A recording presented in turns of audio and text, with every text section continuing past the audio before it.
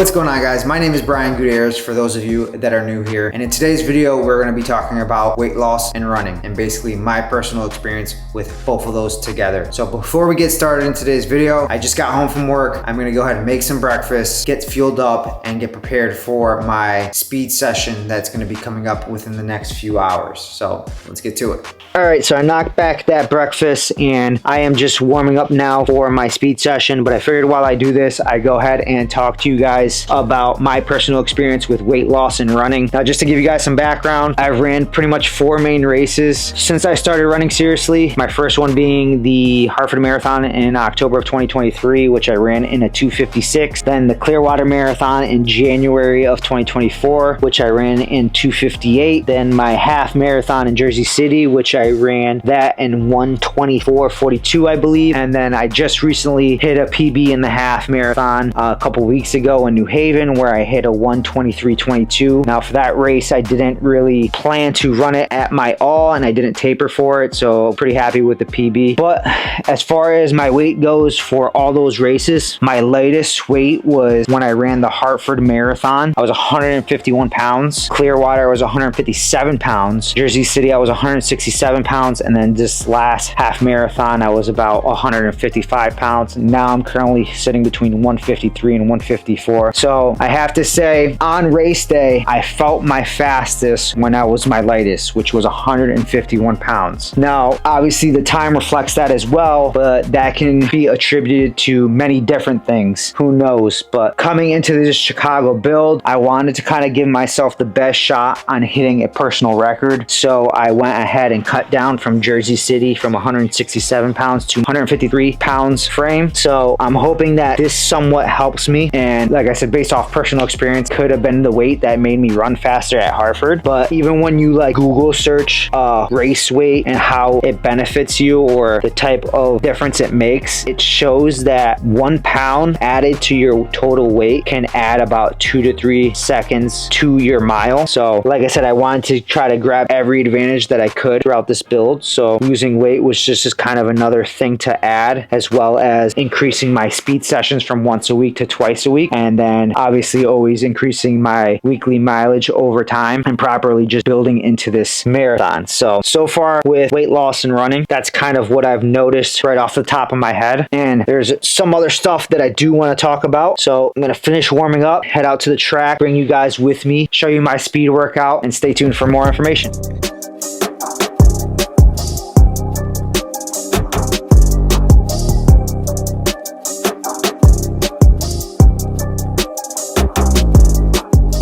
So now that you guys have a small background about my weight throughout my race buildups, I do want to say that this topic can be sometimes complex. And while there are some benefits to being lighter as a runner, there also are negatives for people who take it too far. So what I do want to say is, if this is something that you want to do, you want to lose weight throughout a marathon buildup or a race preparation, make sure you do your research, do it smart, because if you're one of those people who push it to the limits and lose weight too fast, it's going to hinder your performance, your training. You can potentially develop an eating disorder or an illness, and obviously that's not something that you want to come across in your training leading up into a race. You want to do this as healthy as possible, and I feel that based on my weight loss history, I think a good number would be to aim for about 1 pound a week, if that. And everybody's different, so you may have to go slower, or if you want to go faster, you can, but I wouldn't really recommend it. I think that sweet spot is about 1 pound a week, and I noticed that doing it at that rate, it didn't really hinder my performance much at all. And if at any point during your weight loss journey, during your running buildup, you start to feel fatigued, or you start to feel that, you know, it's not really going the best, you may want to think about increasing your calories to fuel your performance, because at the end of the day, that's the most important thing. So I just wanted to say that real quick. I'm actually at the track now, and I'm going to go hit this speed session. So let's get to it.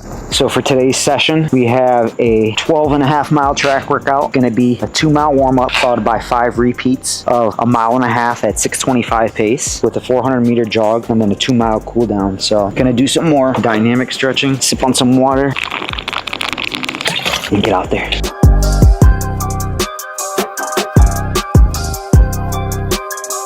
Got the track all by myself. Got to get some good tunes in, and then we'll get underway.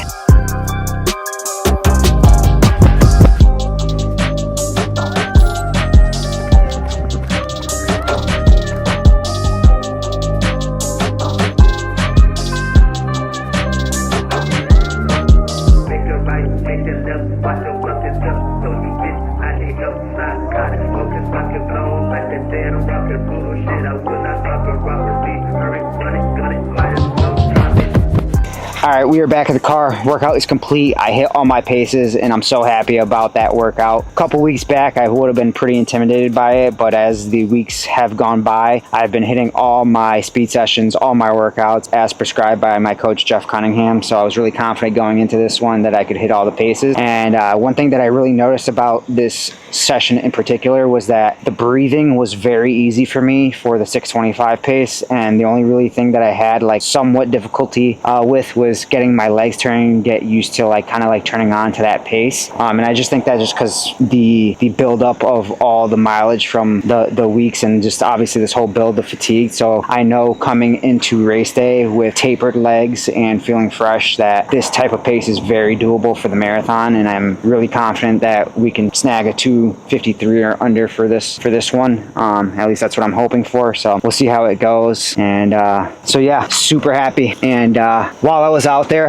I was also thinking about how I said losing about 1 pound a week is the like most ideal amount of weight to lose if you're looking to do it on a prep. And the way I've gone about doing this successfully is I actually track my macros, which obviously I'm not saying that it's needed, but it definitely does help, and it gives you some sort of stats to go off of to see how your body reacts day to day, because obviously that's what you want to pay attention to, is checking your weight day to day if it's something that you're comfortable with, and then adding up a 7-day average and comparing your weekly averages just to get a more accurate reading, because your weight can fluctuate. So if you just want to be like as pinpoint and accurate as possible, that's probably, or at least what I would suggest to do, and that's what I do myself, and it's worked out great for me. So that's what I'm going to continue to do. There's only like 3 more weeks left of this build, so I'll probably continue 1 more week, maybe shed maybe 1 or 2 more pounds, and then carb up into the race. So I'm feeling really good. So I'm going to get home, go shower, go eat up, and we'll talk a little bit more about weight loss and running.